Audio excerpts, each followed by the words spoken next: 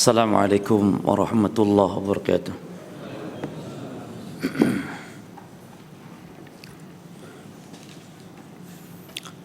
Alhamdulillah rabbil alamin.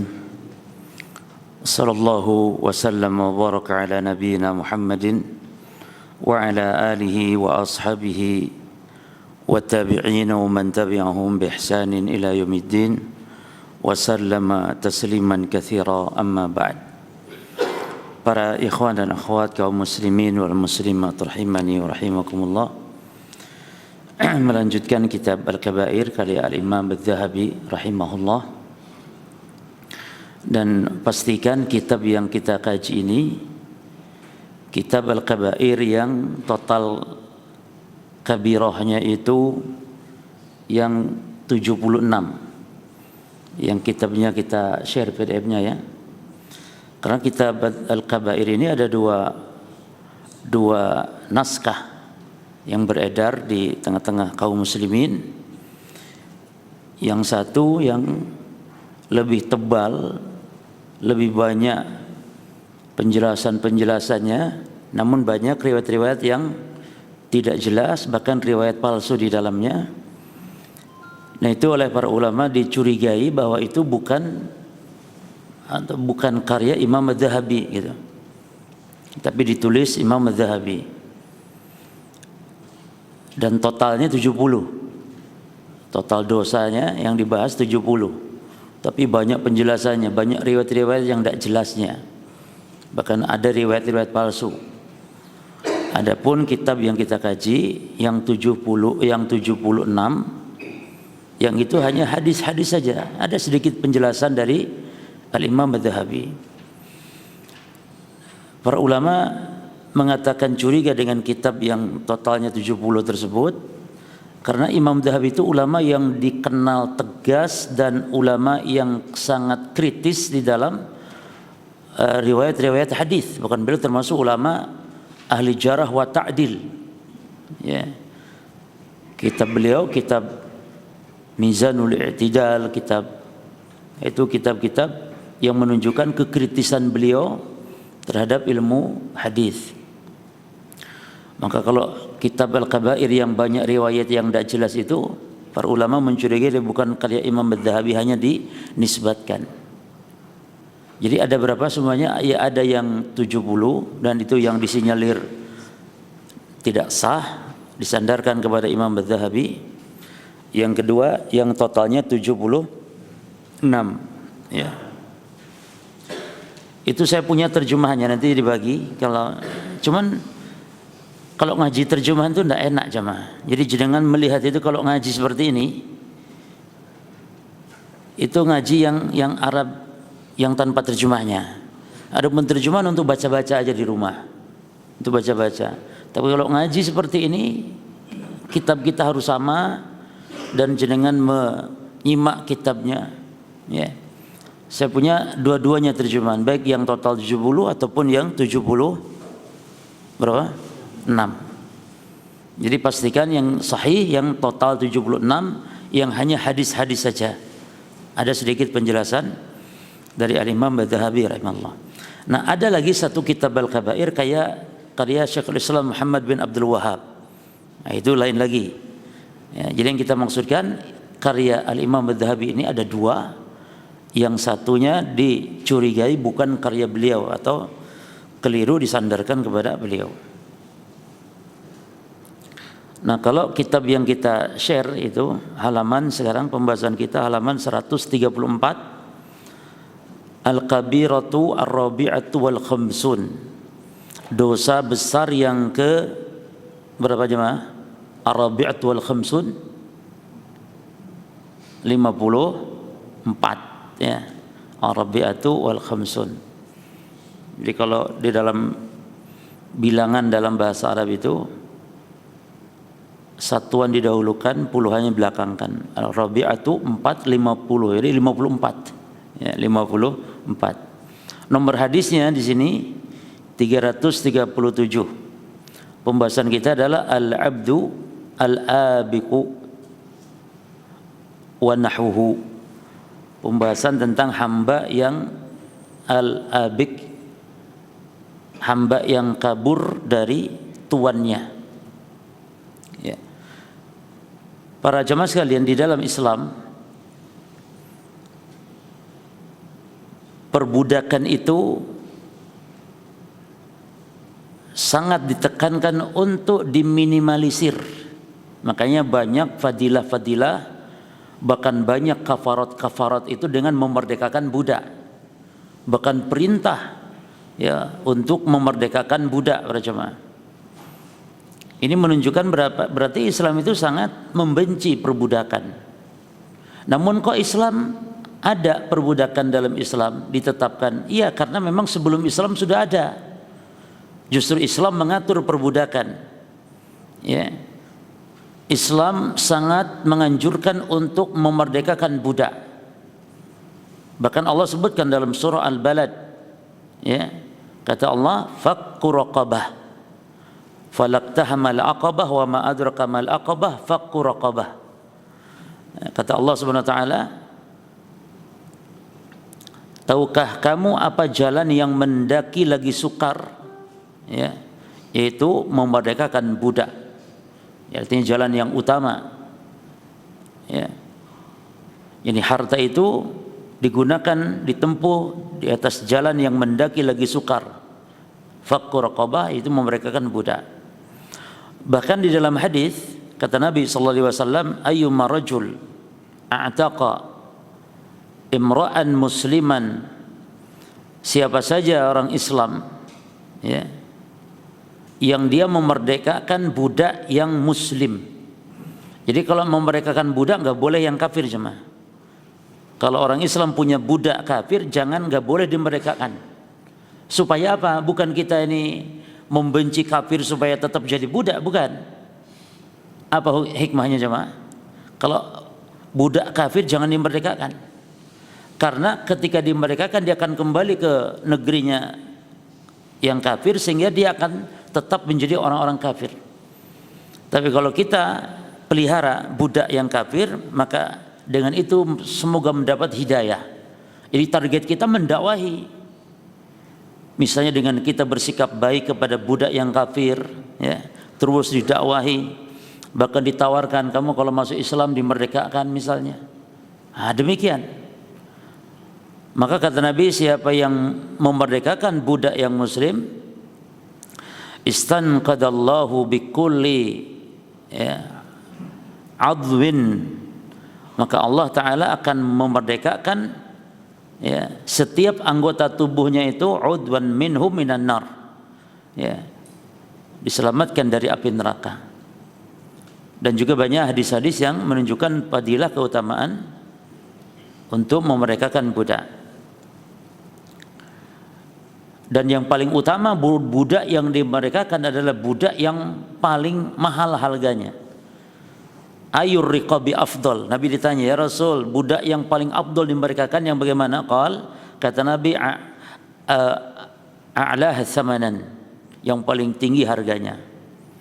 Wa anfasuha inda ahliha, dan yang paling berharga gitu bagi di kalangan keluarganya, bagi pemiliknya. Dan ada waktu-waktu momen-momen untuk dianjurkan memerdekakan budak. Di antaranya ketika terjadi gerhana. Ya. Kata Asma binti Abi Bakar radhiyallahu anha bahwa Nabi memerintahkan bil attaqah fil kusuf. Nabi memerintahkan untuk memerdekakan budak ketika terjadi gerhana. Jadi ketika terjadi gerhana itu banyak amalan ibadah, di antaranya sedekah, bertakbir, yang paling penting lagi salat kusuf ya, atau salat khusuf atau kusuf, kemudian memerdekakan budak. Ya. Taib. Bahkan Allah sampai menjanjikan akan membantu menolong kepada budak yang menebus dirinya untuk merdeka. Disebutnya al-muqatab. Jadi ada budak yang menebus dirinya dengan cara ngutang gitu. Dia nyicil ngutang untuk menebus dirinya agar merdeka. Itu Allah bantu. Sebagaimana orang yang menikah Allah bantu. Salah satun haqqun 'alallahi aunuhum. Ada 3 golongan manusia yang pasti dibantu oleh Allah. Yang pertama an-naqih alladzi yuridul afaf, yang menikah yang tujuannya untuk menjaga kehormatan. Menikah yang tujuannya menjaga kehormatan, Allah akan bantu.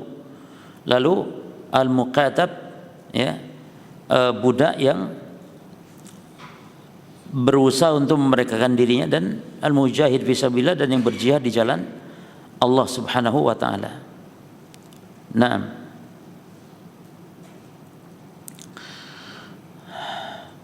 Baik. Apa tadi? Al-kitabah, ya, memerdekakan budak dengan cara si hamba harus, atau si budak itu harus membayar. Itu namanya kitabah atau mukatabah. Baik, kita baca para jemaah. Yang pertama,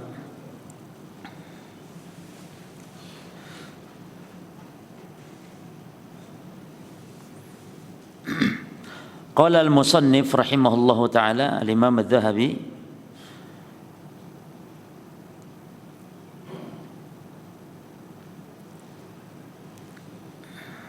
al-kabira ar-rabi'ah wal khamsun, dosa yang ke berapa? 54, al-abdul abik wa nahwuh, budak yang melarikan diri atau kabur dari tuannya dan yang semisalnya, di pembahasan yang semisal. Qala Nabi sallallahu alaihi wasallam, Nabi SAW bersabda, idza abaqal abdu, apabila hamba kabur, melarikan diri, yakni dari tuannya, dari pemiliknya, lam yuqbalahu salatun, maka salatnya si budak ini tidak diterima oleh Allah. Ya. Makna tidak diterima para jamaah sekalian, yakni tidak diberi pahala. Ya. Tidak diberi pahala. Sebagaimana ada orang yang datang ke dukun bertanya, ya, semata-mata bertanya saja, tidak membenarkan dukun, maka ini juga dihukum dengan hukuman salatnya tidak diterima selama 40 hari 40 malam. Man atakahinan fa salahu an syai' lam tuqbalahu salatun arba'ina lailah. Siapa yang datang ke dukun bertanya tentang sesuatu, maka tidak diterima salatnya selama 40 malam. Dalam hadis yang lain, man atakahinan fa saddaqahu bima yaqul faqad kafar bima unzila ala Muhammad. Siapa yang datang ke dukun dan membenarkan ucapan dukun, maka telah kufur kepada yang diturunkan Nabi Muhammad, yaitu kufur kepada Al-Quran. Ya. Demikian pula para jamaah dalam hadis yang lain yang tidak disebutkan oleh muallif, padahal hadis sahih riwayat Imam Muslim, seandainya dibawakan oleh Imam Adz-Dzahabi hadis Jarir bin Abdullah, lakana ansab, niscaya lebih tepat atau lebih mantap, ya, lebih mantap. Hadis Jarir bin Abdullah riwayat Imam Muslim jemaah, itu disebut kufur. Ayyuma abdin abaqa min mawalihi faqad kafar hatta yarji'a ilaihim. Mungkin antum perlu catat hadis ini. Hadis dari Jarir bin Abdullah al-Bajali. Hadis dari Jarir bin Abdullah al-Bajali dari Nabi sallallahu alaihi wasallam, annahu yaqul, bahwa Nabi bersabda, ayyuma abdin, budak atau hamba sahaya mana saja, abaqa, yang lari atau kabur, min mawalihi, dari tuannya, faqad kafara, maka dia telah kufur, hatta yarji' ilaihim, sampai dia kembali ke tuannya tersebut. Ya. Nah, kita punya kaidah jemaah, ahli sunnah punya kaidah, setiap ada amal perbuatan yang diponis kafir, tapi amal itu bukan kekufuran secara zat, ya, bukan kesyirikan secara zat, tapi amalan-amalan yang di bawah kesyirikan, kekufuran, maka kufur itu dibawa kepada pemahaman kufrun duna kufrin, yakni bukan kufur yang menyebabkan keluar dari Islam, ya. Seperti wanita yang tidak mensyukuri kepada suaminya disebut kufur. Itu namanya kufur nikmat seperti itu. Jadi ada kufur kecil, ada kufur nikmat. Dan kufur nikmat bagian dari kufur kecil secara asalnya. Nah, di sini kita harus bisa membedakan para jemaah. Termasuk kalau ada perbuatan dosa yang diponis misalnya tidak cium bau surga, tidak masuk surga. Maka ini pun jangan dipahami tidak masuk surga, yakni selama-lamanya Anda masuk surga atau diharamkan surga. Karena pengharaman surga itu ada dua macam. Ada pengharaman sama sekali, pengharaman selama-lamanya. Ini bagi orang kafir, orang musyrik. Ada yang pengharaman surga itu pengharaman sementara. Yani pengharaman surga, tidak masuk surga sementara. Kemana? Ke neraka dulu. Habis neraka nanti masuk surga. Jadi sementara diharamkannya. Apabila dosa-dosa yang dibawa kesyirikan, kekufuran. Termasuk kalau ada ponis-ponis kafir jemaah. Dan kita punya kaidah ya. Di antara kaidahnya bahwa cara membedakan kafir besar atau kufur kecil adalah ketika dilihat di dalil-dalil itu, kalau kata-kata kufurnya nakirah tidak pakai al, maka menunjukkan kufur kecil. Kalau pakai al, ya itu kufurnya kufur besar, kufur akbar. Ya. Seperti misalnya sibabul muslim fusukun wa qitaluhu kufrun. Nah, ada alnya enggak kufurnya nih? Enggak ada. Berarti kufur apa? Kecil. Mencaci orang Islam itu fasik dan membunuh memeranginya adalah kekufuran. Demikian pula meratap mayit, ya, meratap di jenazah. Itu perbuatan-perbuatan kekufuran, tapi dia kufurnya kufur kecil. Nah, kemudian ada lagi kaidah tentang takfir nih jemaah. Jadi kita harus pahami bahwa al-kufur kufran. Kufur itu ada dua, yakni besar dan kecil. Asyirku syirkan. Syirik juga dua, besar dan kecil. Nah, ini kaidah tentang masalah takfir. Yang kedua tadi, setiap dosa kekufuran yang dia kufur secara zat, yakni memang itu dosa-dosa kekufuran, maka dihukumi kufur tanpa harus disyaratkan istihlal. Tanpa harus disyaratkan istihlal. Ya, boleh antum catat kaidahnya. Kaidahnya berbunyi, makana kufran bidzat fala yushtaratu fi istihlal. Setiap kekufuran secara zat maka tidak disyaratkan menghalalkan. Wa ma laisa bi kufrin bidzat, adapun dosa yang bukan kekufuran secara zat maka fayushtaratu fihi istihlal, maka disyaratkan istihlal, disyaratkan penghalalan.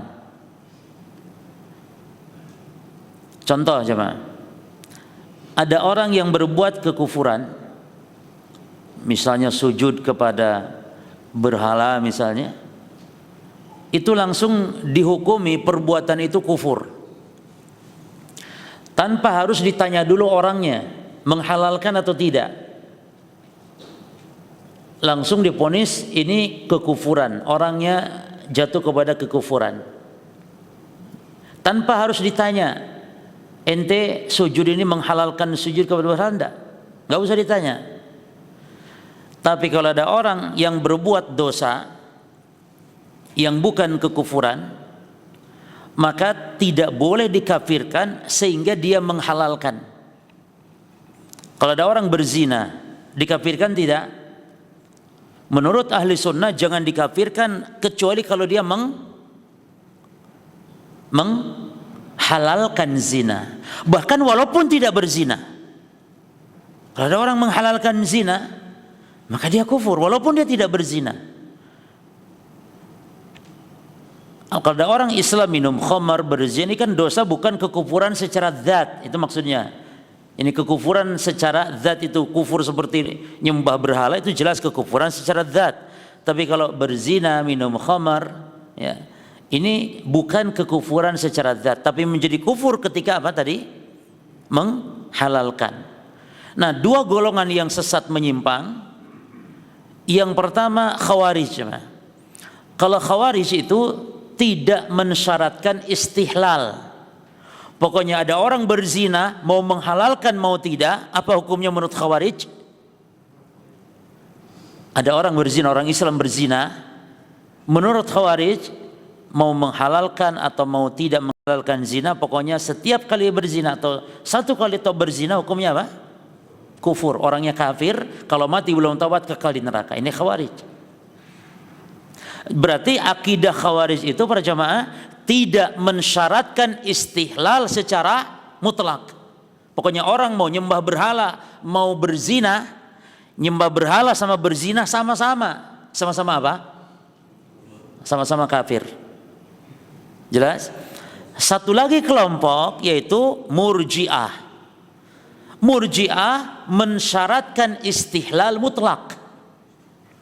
Dan ini kita tahu nanti kaidah ini kita paham bagaimana pemerintah yang tidak berhukum dan hukum Allah, hukum Islam, kufur apa tidak, masuk di sini nanti. Murji'ah sebaliknya dari Khawarij. Murji'ah sebaliknya dari Khawarij. Murji'ah mensyaratkan istihlal, apa tadi istihlal? Menghalalkan, ya. Mensyaratkan istihlal secara mutlak. Kalau ada orang berzina, tanya, ente menghalalkan zina tidak? Taib, ini setuju kita, tidak masalah. Tapi ada orang nyembah kubur pun, coba. Kalau menurut Murji'ah ditanya dulu, ente ini nyembah kubur, istihlal enggak, menghalalkan enggak? Kalau tidak menghalalkan, tidak dikafirkan. Subhanallah. Padahal kalau nyembah kubur kan jelas-jelas, enggak perlu kita isyarat untuk istihlal. Ya, paham enggak ini masalah-masalah ini? Kalau ahli sunnah selalu adil, selalu tengah-tengah. Jadi kalau ahli sunnah mensyaratkan istihlal pada suatu sisi dan tidak mensyaratkan istihlal pada sisi yang lain. Kapan ahli sunnah mensyaratkan istihlal? Kalau dosanya dosa apa? Mensyaratkan istihlal. Kalau dosanya dosa apa? Dosa yang bukan kekufuran. Tapi kalau dosa kekufuran disyaratkan istihlal tidak oleh ahli sunnah? Tidak. Pokoknya orang nyembah berhala langsung, nggak usah ditanya dulu seperti Khawarij, seperti Murji'ah. Nah sekarang yang berhukum dengan hukum selain Allah itu kita tidak diponis kafir dulu sehingga dia istihlal, menghalalkan, apalagi menganggap hukum qanun, hukum undang-undang, misalnya buatan Belanda atau hukum undang-undang manusia ini dianggap lebih baik, ya jelas kufurnya, meyakini seperti itu. Maka ahli sunnah tidak mudah mengkafirkan hatta pemerintah yang melakukan berhukum. Dan perjamaah tolong diperhatikan beda antara hakim dengan tahakum. Kalau bertahakum yakni orang yang meminta hukum, itu rakyat. Maka ini ada dua hukum jemaah. Yang pertama bisa kufur hukumnya kalau berhukum dengan hukum selain Allah ketika dia memang bersengaja mencari-cari hukum selain Allah, hukum tagut. Yang kedua dibolehkan kalau memang terpaksa. Seperti di negeri kita tidak ada lagi kan kecuali memang satu hukum ini saja. Maka mau kemana lagi kita untuk mencari hukum baik dalam masalah pidana, perdata, masalah ngurus tanah, pertanahan dan semisal, kecuali dengan hukum ini. Maka boleh dengan alasan terpaksa jemaah. Ya. Boleh dengan alasan terpaksa. Tapi kalau sengaja mencari-cari hukum tagut maka itu kekufuran. Ini bagi orang yang bertahakum. Bagi hakim sendiri ada dua hukum. Kalau meyakini halalnya maka kufur. Kalau tidak meyakini halal tapi karena terpaksa atau karena fulus atau karena dunia atau karena tuntutan sistem sehingga dia terpaksa melakukan berhukum, menghukumi rakyat, manusia, bangsa dengan bukan hukum Allah, maka kita tidak mengkafirkannya. Beda dengan Khawarij. Khawarij langsung, bahkan mereka itu justru Alam yahkum bima anzalallah fa ulaika humul kafirun. Siapa yang tidak berhukum dengan hukum Allah maka dia kafir. Ini kafir jemaah. Itu bisa besar bisa kecil. Betul kufur. Orang yang tidak berhukum dengan hukum Allah bisa besar bisa kecil kufurnya. Kalau meyakini halalnya dan bolehnya berhukum dengan hukum selain Allah, kufurnya apa? Besar apa kecil? Besar. Tapi kalau tidak meyakini bolehnya, bahkan dia meyakini batilnya hukum selain hukum Allah lebih baik, hukum Allah lebih pantas, cuman terpaksa karena dunia. Dan ini fatwa Syekh Fauzan hafizahullah. Beliau merinci. Khawarij tidak merinci. Pokoknya orang berhukum dengan hukum selain Allah kufur. Yang melindunginya kufur, aparatnya kufur, rakyatnya pun yang tidak mengkafirkan, pemerintah yang tidak mendukung Allah kafir juga. Jadi terus kafir beruntut apa namanya? Terus semuanya dikafirkan. Jelas ya? Itulah yang membedakan akidah Khawarij dengan akidah Ahli Sunnah dan yang membedakan dengan akidah Murji'ah. Jadi tenang jemaah. Hatta termasuk kalau ada fatwa atau kalau ada vonis kekal di neraka bagi dosa yang bukan dosa kekufuran, seperti Allah berfirman dalam Al-Quran membunuh, ya kan? Membunuh itu dihukumi oleh Allah pada dalam Al-Quran. Wa man yaqtul mu'minan muta'ammidan fajaza'uhu jahannam khalidan fiha. Tenang jemaah, tenang. Siapa yang membunuh seorang mukmin dengan sengaja maka balasannya jahannam, kekal di dalamnya. Woi, kalau kekal berarti lah kafir, ya kan? Tenang jemaah. Kalau bukan kekufuran seperti membunuh, maka kekal maknanya lama, tidak harus abadi, tidak akan keluar, tidak, ya. Atau kekal memang kekal, namun kekal itu kalau terpenuhi syarat. Apa syaratnya kekal? Apa syarat di neraka kekal? Apa syaratnya? Kufur syaratnya. Berarti apa penghalang kekekalan neraka? Apa sebab orang kalau masuk neraka menjadi tidak kekal? Yang harusnya kekal, apa penghalangnya? Tauhid. Penghalangnya tauhid. Maka bisa jadi kalau diartikan kekal maksudnya sang pembunuh ini adalah ahli tauhid. Karena bisa terjadi ahli tauhid berzina, ahli tauhid membunuh, ahli tauhid berbuat dosa-dosa besar, bisa terjadi. Maka ahli tauhid memang diancam kekal di neraka ketika membunuh, namun karena dia punya tauhid sehingga penghalang kekekalan menjadi tidak kekal. Itu kalau diartikan, jadi tenang. Ya, ahli sunnah itu tenang, kuat hujah-hujah mereka jemaah, nggak bisa dipatahkan. Ya, syubhat-syubhat bisa terbantahkan. Seperti kemarin ada syubhat dari seorang ustadz di YouTube, katanya memang ayat-ayat sifat itu harus ditakwil. Istiwa ditakwil istilah atau istaula, menguasai aras. Kalau tidak ditakwil bisa bahaya. Contohnya Allah disifati lupa dalam Quran. Demikian. Kata Allah dia dalam Al-Quran diantaranya tentang orang yang dibangkitkan dalam keadaan buta matanya karena telah melupakan ayat-ayat Allah. Wa kadzalika atatka ayatuna fanasitaha fakadzalika liyauma tunsa. Ya. Demikianlah datang ayat kami lalu kalian melupakannya, maka demikian pula hari ini kalian dilupakan oleh Allah. Berarti Allah lupa. Jemaah sekalian, tidak perlu ayat ditakwil,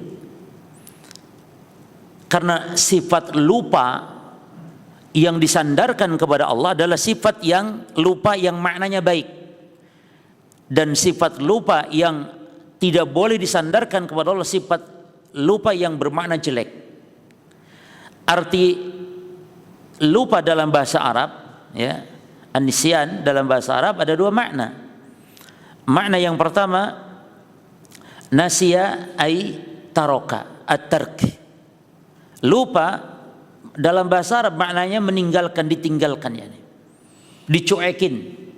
Maka maksud firman Allah terhadap orang yang ada orang yang dilupakan oleh Allah, maknanya bukan Allahnya lupa, tapi dilupakan, dicuekin sama Allah sebagai hukuman, ditinggalkan, at-tarku.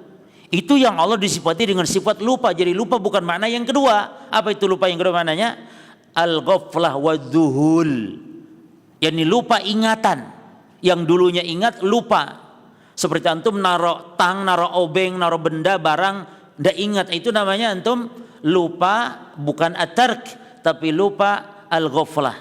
Lalai, ndak ingat yang dulu ingat. Jadi lupa ingatan. Allah ndak disifati itu. Wa makana rabbuka nasian. Allah tidak sama sekali tidak lupa. Nah, jadi jangan bingung dengan ayat sifat. Pokoknya jemaah, setiap ayat yang kata ahli bid'ah perlu ditakwil maka tidak ada takwil. Setiap ayat atau hadis yang kata ahli bid'ah kontradiksi maka tujukan kepada ahli sunnah, tunjukkan kepada mereka, mereka akan terangkan. Ayat nggak ada yang kontradiksi, hadis nggak ada yang kontradiksi, tapi mereka akan dudukan, ya. Itulah ahli sunnah wal jamaah yang kuat kokoh mereka dalam pendalilan. Jadi tidak ada ayat yang ditakwil. Allah bersama kalian dimanapun kalian berada. Huwa ma'akum ainama kuntum. Apakah perlu ditakwil ini? La jamaah. Karena dohirnya ayat begitu. Ini Allah bersama kalian bukan berarti zat Allah bersama kita kemana-mana, kita ke WC, Allah ke WC. Na'udzubillah. Tapi maknanya, dohir ayat maknanya ilmu, Allah mengetahui dimanapun kalian berada. Apalagi Allah menyebutkan dalam ayat itu tentang ilmu. Dan Allah sebutkan dalam satu ayat itu, Allah istiwa di atas aras, tapi Allah bersama kalian dimanapun kalian berada. Ini tidak kontradiksi. Karena Allah istiwa di atas aras maknanya zat Allah istiwa di atas aras, dan ilmu Allah bersama kalian dimanapun kalian berada. Itu bukan takwil, tapi itulah dohir ayat, konsekuensi, ya. Ini Allah bersama kalian, konsekuensinya maknanya ilmu Allah subhanahu wa ta'ala. Karena di mana Allah bisa sama kita, Allah yang ke WC, ke toilet, Allah sama kita ikut? La ya jemaah, ya. Jadi, dan juga kalaupun mau dianggap takwil jemaah, takwil kalau dengan sebuah kelaziman tidak masalah, selama tetap menetapkan pokoknya, ya. Kan yang masalah itu ahli bidah itu mereka mentakwil dan pokoknya tidak ditetapkan. Itu jemaah. Yad, tangan Allah diartikan nikmat dan kekuasaan. Itu jemaah. Dan mereka menafikan tangan hakiki, ya tak? Jadi Allah tidak punya tangan, terus tangan maksudnya nikmat atau kekuasaan. Sebenarnya kalau kita mengatakan seandainya, ini kita seandainya, walaupun tidak ada ahli sunnah yang ngomong gitu, tapi seandainya ada ahli sunnah yang mengatakan tangan Allah maknanya nikmat kekuasaan, itu tidak masalah selama menetapkan apanya? Tangan hakikinya, itu jemaah. Allah punya tangan, dan konsekuensi Allah punya tangan, Allah punya nikmat, dan Allah punya kekuasaan. Seandainya begitu tidak masalah. Cuman masalahnya mereka ahli takwil apa? Mereka katakan Allah punya tangan tapi bukan tangan. Terus apa kalau bukan tangan? Nikmat. Berarti mereka ingkari tangannya. Makanya ada kaidah menurut ahli sunnah, tafsiru syai' bilazimihi ma subuti aslihi ma'a subuti aslihi fa bayanun. Menafsirkan sesuatu dengan kelaziman sambil menetapkan yang pokoknya, maka itu adalah bayanun wa taudihun. Itu adalah tafsir yang menjelaskan. Tapi tafsiru syai' bilazimihi ma'a juhudi aslihi fa hadza ta'tilun wa tahrifun. Tapi menafsirkan sesuatu dengan kelazimannya, contoh tadi tangan Allah, kelazimannya memang punya rahmat, punya nikmat dan semisal. Tapi dia ingkari aslinya tangan, maka ini adalah tahrif, ini adalah ta'til, ini pengingkaran jemaah. Demikian. Tapi kita juga tidak mengatakan tangan Allah rahmat, tidak. Seandainya tidak mengatakan demikian. Tangan ya tangan secara hakiki. Cuman konsekuensi dari tangan Allah apa? Allah punya nikmat, punya kekuatan. Makanya jemaah, takwil itu kan ada yang masih nyambung dari sisi bahasa Arab. Ya, ada takwil yang tidak nyambung sama sekali. Nah, takwil yang masih nyambung seperti tangan diartikan kekuatan ini, takwil seperti ini tidak dikafirkan oleh ulama. Karena masih nyambung itu, walaupun itu salah karena nggak ada dalil kan, tapi secara bahasa Arab sih nyambung. Karena dalam bahasa Arab bisa bermakna, namanya tangan itu artinya kekuasaan. Dalam bahasa Arab bisa arti nikmat, ya, dalam bahasa Arab bisa arti nikmat. Cuman kalau diartikan ke tangan Allah ini tidak boleh, karena itu tahrif dan tidak ada dasar atau dalil. Tapi masih nyambung itu jemaah.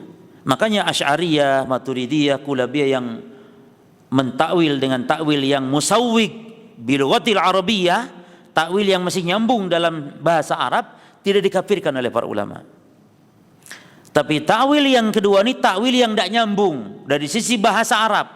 Contohnya tangan Allah artinya bumi, tangan Allah artinya langit misalnya, tangan Allah artinya gunung. Wah, ini enggak nyambung sama sekali. Maka ini sama dengan pengingkaran dengan cara mendustakan berarti. Maka yang seperti itu dikafirkan. Maka para ulama mengkafirkan Jahmiyah, ya, yang mengingkari karena memang mendustakan. Allah tidak punya nama, tidak punya sifat. Berarti mendustakan besar-besaran. Maka kalau para ulama kita seperti Imam Ibnu Qayyim mengatakan 500 ulama loh di zamannya yang mengkafirkan Jahm bin Safwan, yang mengkafirkan Jahmiyah, yang mengingkari nama dan sifat Allah. Tapi Asy'ariyah yang mentakwil ya, itu tidak dikafirkan, tapi dihukumi hanya sesat saja. Taib. Terus jadi kembali kepada budak yang kabur dihukumi kafir. Ini kafirnya besar apa kecil? Kufur kecil. Sebagaimana penjelasan dari para ulama, diantaranya Al-Imam An-Nawawi, ya, Al-Imam An-Nawawi, Imam Qurtubi juga, ya. Jadi budak yang kabur dari majikannya itu disebut kufur. Kalau menurut Imam Al-Qurtubi itu kufur terhadap nikmat, ya. Kufur kepada tuanya ini kan ngurus dia, ngerawat dia gitu cuma. Ya. Jadi seolah-olah kufur nikmat. Sama halnya wanita ya yang tidak syukur kepada suami disebut takfurnal ihsan wa takfurnal ashir. Wanita ini telah kufur kepada suaminya, kufur kepada kebaikan suaminya. Ya. Taib. Demikian pula Imam Nawawi menghukumi maksudnya kufur, yakni kufur kecil. Ya. Atau kufur nikmat bagi budak yang kabur. Taib. Kemudian hadis yang berikutnya.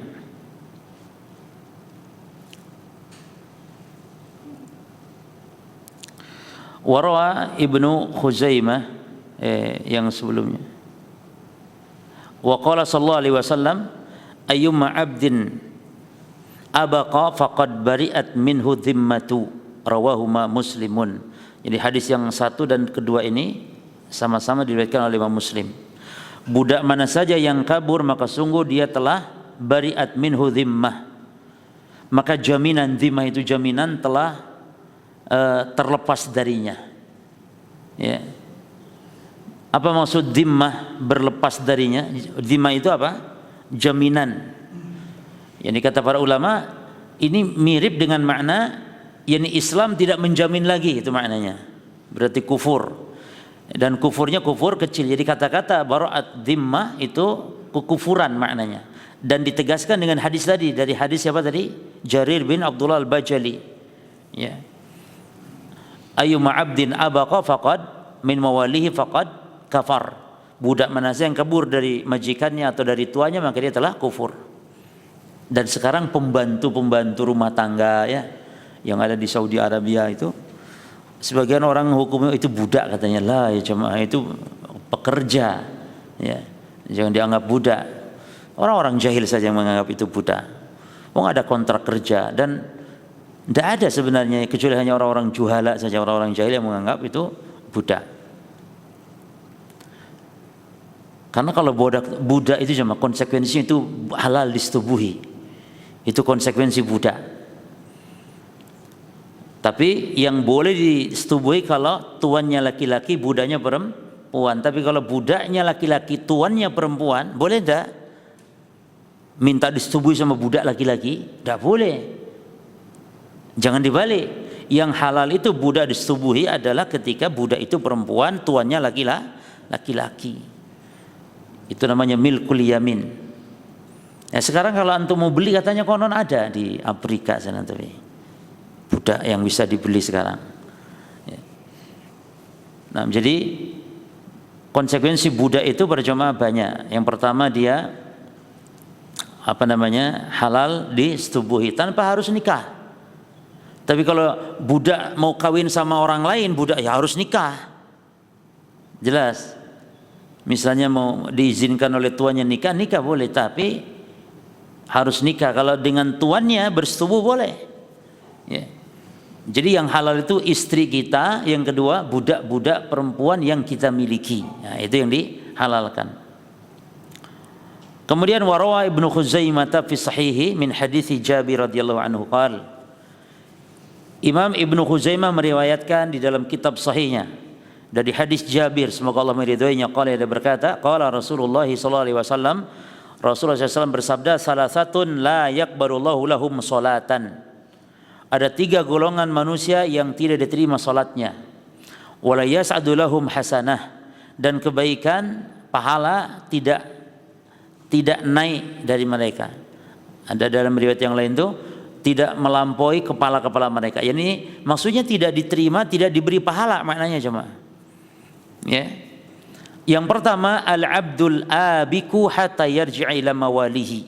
Yang pertama budak yang kabur sampai dia kembali. Ya. Yang kedua wal mar'atu sakhitu 'alaiha zaujuha. Yang kedua istri wanita yang suaminya itu sakhitu, marah murka kepadanya. Artinya suami murka karena dosanya perempuan. Ya. Jadi perempuan berbuat salah gitu. Suami akhirnya murka. Hatta ridha, sampai akhirnya suaminya ridha. Maka wanita itu dituntut untuk selalu bagaimana mencari keridhaan suami, para jemaah. Khususnya ibu-ibu tolong diperhatikan. Ibadah wanita di antara ibadah yang agung bagi wanita bagaimana mencari ridha suami, menyenangkan suami. Khidmat kepada suami. Sebagaimana para sahabiat, istri-istri Nabi juga berkhidmat ya kepada para suami. Lalu yang ketiga siapa? Wasakranu hatta yashwa. Dan as-sakran orang yang mabuk hatta yashwa, sampai dia sadar.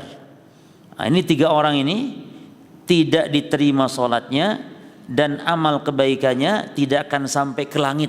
Karena amal kebaikan itu diangkat ke langit jemaah. Setiap amal kebaikan, pahala-pahala diangkat, dilaporkan ke langit. Ini enggak. Tiga orang manusia ini. Ini menunjukkan pembahasan kita apa? Bahayanya tentang seorang budak yang kabur dari mawalihi atau majikannya atau tuannya. Ya. Termasuk di sini ya pembahasan yang lain adalah tentang para istri. Ya. Baik. Wa fil mustadraki lil hakim min hadithi Aliyin, dan di dalam kitab Al-Mustadrak karya Al-Imam Hakim dari hadis Ali bin Abi Thalib radhiyallahu anhu marfu'an. Marfu'an yakni dirofakkan, dinaikkan kepada Nabi. Ya. Jadi kalau ada perkataan sahabat ya, terus disebutkan marfu'an, ya, ini maksudnya itu riwayatnya itu nyampe kepada Nabi gitu. Dan rofa ini ada dua macam jemaah. Yang pertama marfu' hakiki, yang kedua marfu' hukmi. Ini namanya ilmu hadis, ilmu mustalah hadis. Kalau marfu' hakiki itu jelas Rasulnya bicara. Qala Rasulullah, Rasulullah bersabda. Itu namanya rofa atau marfu' hakiki. Yang kedua rofa itu atau marfu' hukmi, yakni secara hukum tidak tegas Nabi ngomong, tidak tegas Nabi bicara, tapi ada qarinah kalau itu dari Nabi. Mana qarinahnya? Perkataan sahabat. Seperti perkataan sahabat misalnya ala ahdin Nabi, di zaman Nabi. Itu namanya marfu hukman. Ya. Atau ketika sahabat berbicara tentang gaib, seperti Ibnu Mas'ud. Yang ngomong Ibnu Mas'ud. Tapi ketika dia ngomong perkara gaib, maka dipastikan yang ngomong siapa berarti? Nabi, kan tidak mungkin dia nih Ibnu Mas'ud beristihad. Contohnya ketika Ibnu Mas'ud berkata tentang sirat, balagani anna sirat ahadu minas sayf wa adaqqu minas sya'rah. Telah sampai kepadaku berita bahwasanya sirat itu lebih tipis dari rambut, lebih tajam dari pedang. Ini ucapan siapa nih? Ibnu Mas'ud. Tapi derajatnya ini dianggap ini Nabi yang bicara karena berbicara tentang gaib. Tapi kalau masalah ijtihad, dia bisa jadi ijtihad cuma sahabat. Tapi kalau perkara gaib, ya. Atau ada perkataan minas sunnah. Seperti Ali berkata minas sunnah, ya. Minas sunnah al-mashyu ila al-id atau ila al-musalla.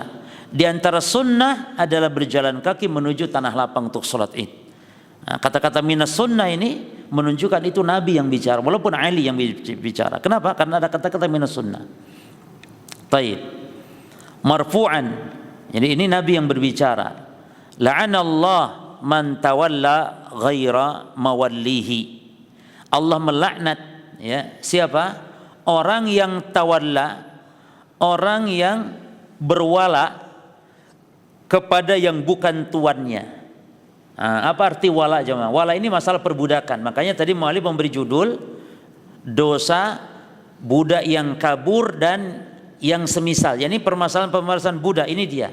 Ini hadis ini bukan membahas tentang masalah kabur sekarang, tapi masalah seorang budak yang berwala bukan kepada tuannya. Apa maksud wala jemaah?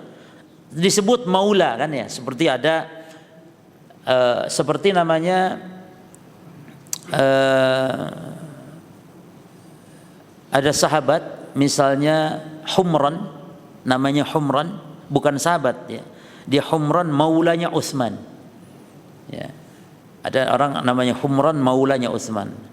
Nah ini Humran ini berwala kepada Utsman. Apa arti wala jemaah? Budak ketika dimerdekakan oleh seorang tuan, miliknya dia yang paling akhir ya, berarti tuannya dia, karena budak ini bisa jadi pindah-pindah saja mah. Pindah tuan kan, dibeli sama si A, dibeli lagi nanti dijual sama si A, dibeli sama si B. Nah, ketika si B ini memerdekakan, maka si budak ini nanti walaknya nih kepada siapa? Si B yang telah memerdekakan. Apa konsekuensi wala ini jemaah? Wala itu nanti yang dapat warisan. Ya, wala itu nanti. Jadi misalnya ketika si tuannya ini atau budaknya ya, bukan si tuannya, ini budaknya misalnya ketika merdeka kan, si budak ini menjadi kaya raya lalu mati, punya banyak harta, maka si tuan yang telah memerdekakan dapat warisan dari si budak. Itu wala namanya. Jadi wala itu berarti mantan budak ya, atau wala artinya ketika budak dimerdekakan oleh seseorang maka dia berwala kepada yang telah memerdekakannya. Nah, Nabi mengatakan budak yang dimerdekakan oleh si fulan lalu dia menisbatkan walanya bukan ke si fulan, maka itu termasuk dilaknat, nggak boleh. Ya. Makanya dulu ada di zaman Aisyah Barirah, ya. Barirah itu termasuk walanya Aisyah karena Aisyah yang memerdekakan. Tuan yang pertama dari Barirah minta kepada Aisyah, Barirah saya jual, tapi nanti tolong walanya ke saya. Paham ya? Lalu kata Nabi, nggak boleh Aisyah, itu haram. Ya, oleh Nabi dilarang. Karena itu adalah persyaratan dalam akad jual beli atau yang semisal, yang persyaratan itu melanggar syariat, nggak boleh. Jadi dulu mensyaratkan seperti itu. Jadi syarat dalam persyaratan dalam jual beli jemaah, bukan syarat jual beli, bukan. Persyaratan dalam akad jual beli itu ada dua. Ada persyaratan-persyaratan yang mubah, itu boleh. Dan ada persyaratan-persyaratan yang bertabrakan dengan syariat, itu yang haram, tidak boleh. Contoh persyaratan yang boleh misalnya, saya beli beras tapi syaratnya diantar ke rumah. Boleh tidak syarat seperti itu cuma? Boleh. Itu mubah. Kalau dianya setuju tidak masalah. Tapi syarat yang enggak boleh itu seperti begini. Saya jual motor ke kamu, tapi syaratnya kamu jangan jual motor ini. Saya jual motor ke kamu, tapi nanti di kamu motor jangan dijual lagi kepada siapapun. Ini tidak boleh, karena ini persyaratan yang melanggar akad. Karena kalau sudah dimiliki motor oleh orang lain, boleh tidak dia jual? Boleh. Ya. Atau persyaratan misalnya saya jual ini ke kamu, nanti kamu juga harus syaratnya mengawinkan anakmu misalnya. Ini juga syarat yang tidak boleh seperti itu. Termasuk contoh syarat persyaratan yang batil ketika wala tadi. Saya jual budak ini ke kamu dengan syarat nanti walanya ke saya. Saya jual tapi walanya ke saya. Tidak boleh. Karena menjual itu bukan membebaskan tuh jemaah. Oleh Aisyah dibeli, lalu oleh Aisyah dibebaskan Barirah ini. Oleh Aisyah dibebaskan, maka walanya ke siapa? Aisyah, karena Aisyah yang membebaskan.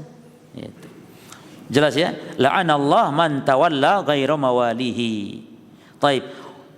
Allah melaknat. Taib, laknat di sini jemaah ada dua macam laknat. Laknat itu terbagi dua dari sisi arah. Satu, laknat dari Allah. Itu laknat ditinjau dari min haitsul jihah. Laknat terbagi dua ditinjau dari jihah, dari arahnya. Yang pertama, laknat dari Allah. Maknanya laknat dari Allah adalah at-tardu wal bu'du an rahmatillah. dijauhkan, diusir dari rahmat Allah. Itu makna laknat dari Allah. Yang kedua, laknat dari makhluk, laknat dari malaikat, laknat dari nabi, laknat dari manusia. Maka maknanya adalah doa. Laknat dari makhluk maknanya apa? Doa agar dijauhkan dari rahmat Allah. Allahu Akbar jemaah. Itu Nabi mengatakan, Jabir mengatakan, la'ana Rasulullah, Rasul melaknat siapa? Man akala riba, ya, au mukilahu, yang makan riba dan yang memberinya. Jadi antara yang memberi itu kan yang terdolimi kan jemaah. Sama kalau dari sisi laknat, mau yang makan mau yang memberinya sama-sama terlaknat. Yang makan enak, masih terlaknat kan rada enak tuh jemaah. Lah ini yang memberi itu loh jemaah. Bahkan wakatibahu wa syahidaihi, bahkan yang mencatat juru tulisnya, yang kerja-kerja di tempat ribawi, dan saksinya nganter-nganter itu loh jemaah. Makanya kalau bisa antum enggak usah nganter-nganter orang untuk transaksi riba seperti itu. Nganter ke tempat bank-bank ribawi. Karena saksi dia sama-sama terlaknat. Nah, apa makna laknat di sini jemaah? Doa dari Nabi agar orang ini dijauhkan dari rahmat Allah. Maka pelaku riba itu selama belum tobat terus mendapat laknat. Doa Nabi agar Allah melaknatnya, agar dijauhkan dari rahmat Allah. Taib. Ini pembagian laknat dari sisi apa? Dari sisi al-jihah arahnya. Nah, sekarang dari sisi besar kecilnya. Laknat terbagi dua, ada laknat yang besar, ada laknat yang kecil. Laknat yang besar yakni diharamkannya selama-lamanya dari rahmat Allah. Selamanya. Yani ini bagi orang-orang kafir, orang-orang musyrik. Adapun yang kedua, laknat Allah, ya. Laknat itu tidak selamanya. Itu laknat yang kecil. Seperti perbuatan-perbuatan dosa-dosa yang di bawah kesyirikan, kekufuran. Banyak kan, seperti pemakan riba itu laknat sementara, tidak selamanya, dan laknat kecil. Termasuk dalam hal ini budak yang kabur. Taib wa fil mustadraki ala syarti syaikhaini, dan di dalam kitab Al-Mustadrak milik Imam Al-Hakim, ya, ala syarti, dengan sanad sesuai syarat Bukhari Muslim, Syaikhain yakni Bukhari dan Muslim, yakni sanadnya, rawi-rawinya itu kriteria Bukhari Muslim gitu aja. Min hadisi Fudalah bin Ubaid, dari hadis Fudalah bin Ubaid marfu'an, ya, marfu'an secara rafa'. Salah satu la tas'al anhum, ada 3 golongan yang kamu jangan tanya tentang mereka. Jangan tanya tentang dosanya kayak apa ini, gitu. La tas'al, ini fi'il amar, fi'il nahi. La tas'al, jangan kau tanya anhum tentangnya. Yani jangan tanya macam mana dosanya, macam mana dia beratnya dosa itu. Yang pertama, rajulun faraqal jamaah wa 'asa imamahu famata 'asiyan. Yang pertama, rajulun, orang yang faraqa, memisahkan al-jamaah dari jamaah, wa 'asa imamahu, dan maksiat kepada imamnya, pemimpinnya. Kalau disebut imam jemaah, maksud imam yakni imam al-uzma, bukan imam golongan kelompok, bukan imamnya ormas, bukan. Jadi dalam Islam ada 2 imam saja, satu imam al-kubra dan imam al-sughra. Imamah kubra yakni penguasa, raja, malik, presiden. Itu imamah kubra yang memiliki wilayah kekuasaan. Ya. Seperti imam kita Pak Jokowi sekarang ini yang memiliki kekuasaan. Ya. Yang sebentar lagi pemilu kan?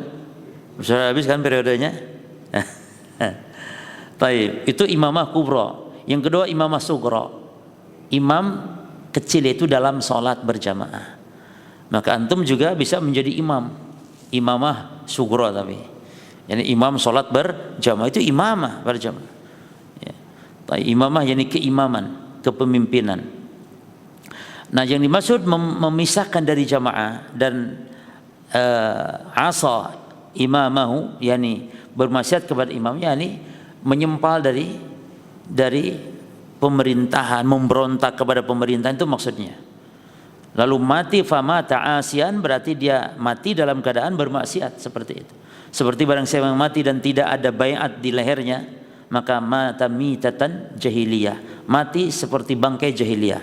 Artinya bukan kafir, bukan, tapi mati seperti orang-orang jahiliyah yang dulu mereka berpecah belah, tidak punya pemimpin. Ya. Lalu yang kedua siapa? Wa amatun au abdun abiqun min sayyidihi famat. Lalu seorang budak yang melarikan diri dari tuannya. Amah itu budak perempuan, ya, au abdun itu budak laki-laki. Amah. Maka kalau laki-laki Abdullah, ya, hamba Allah kan, ya, budak Allah, Abdullah. Kalau perempuan amatullah.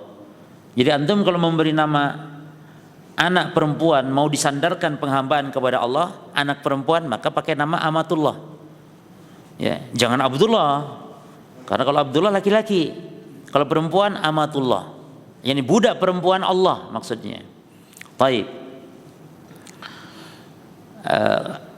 Lalu mati dia dalam keadaan kabur seperti itu. Yang ketiga, wamra'atun ghaba anha zawjuha, dan wanita yang suaminya tidak ada, waqad kafaha mu'natad dunya, ya, lalu dia dicukupi, suaminya mencukupi kebutuhan, ya, kafaha mu'natad dunya, mencukupinya, dicukupi oleh suaminya tentang kehidupan dunianya, maksudnya suaminya pergi tapi dikasih uang nafkah gitu.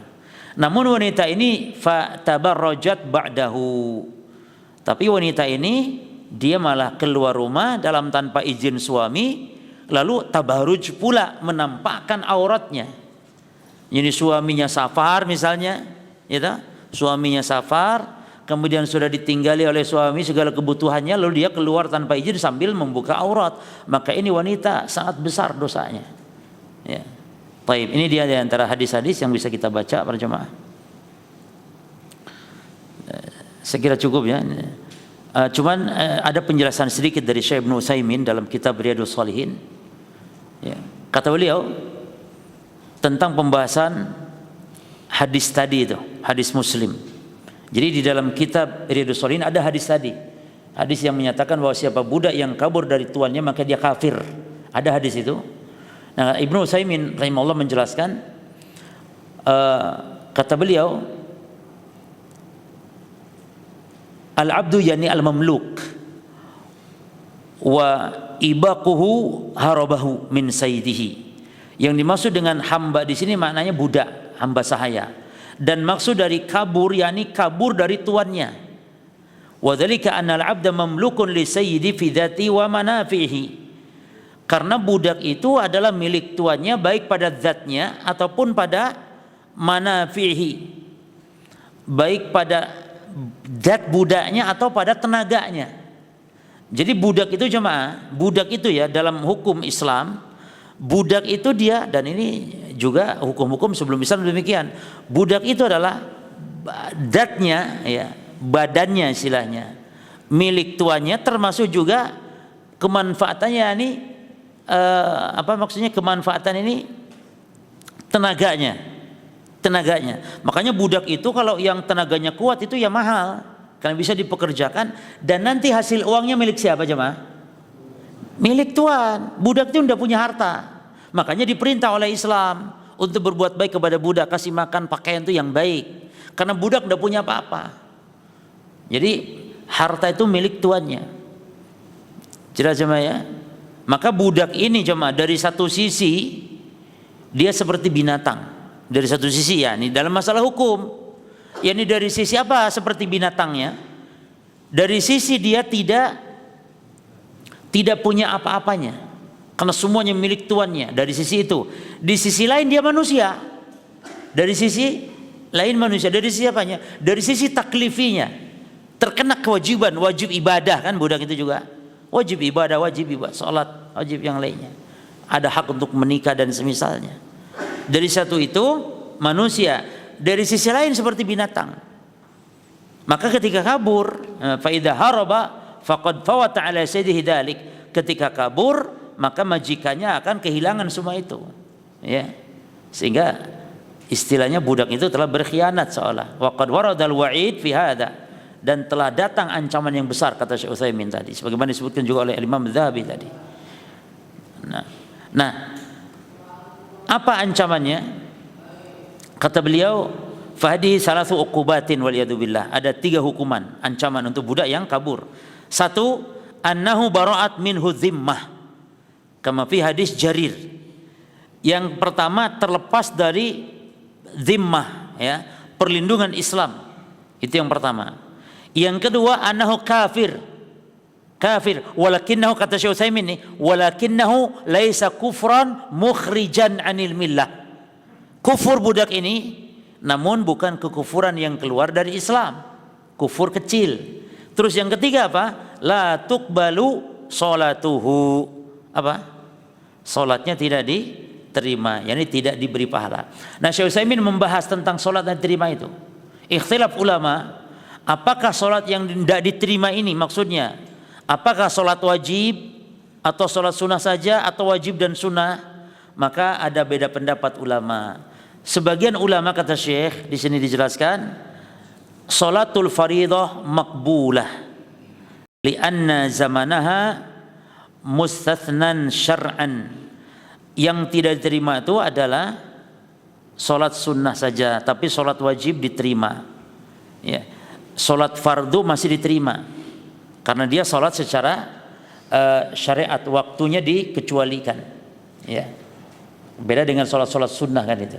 Kalau sholat sunnah kan bisa kapan saja, banyak waktunya. Tapi sholat wajib kan ditetapkan. Jadi kata sebagian ulama, sholat yang diterima, sholat yang mana? Yang sunnah-sunnah saja. Yang wajib diterima. Ada lagi yang berpendapat, hadis ini umum. Ya, la yamtani'u an yu'aqaba bidzalika wa yakunul murad binafyil qabul. Hadis ini umum, sholat wajib, sholat sunnah semuanya, dan maksud tidak diterima yakni tidak diberinya pahala. Wallahu alam. Insyaallah kita masuk ke hadis berikut ya, tentang masalah menyembelih untuk selain Allah, dan ini sangat banyak dilakukan oleh kaum muslimin. Ya.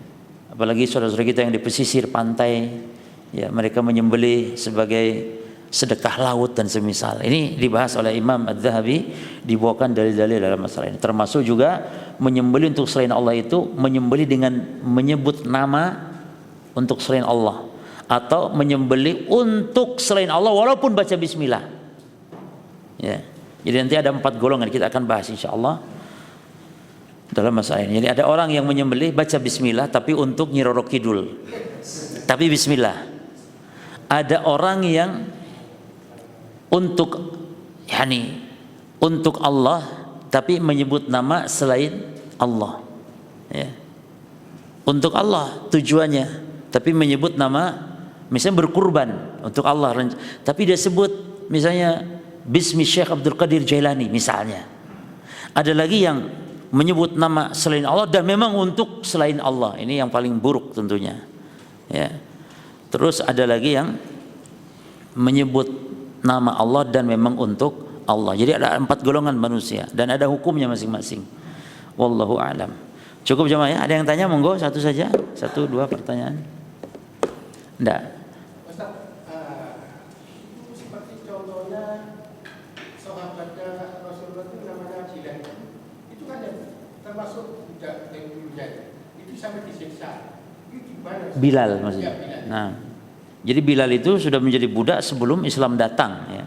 Menjadi budak. Dan awal perbudakan itu ada yang memang karena miskin dijual atau karena sebab peperangan. Dalam Islam budak hanya satu sebab, itu peperangan saja. Jadi orang Islam nggak boleh orang merdeka moro-moro dijual.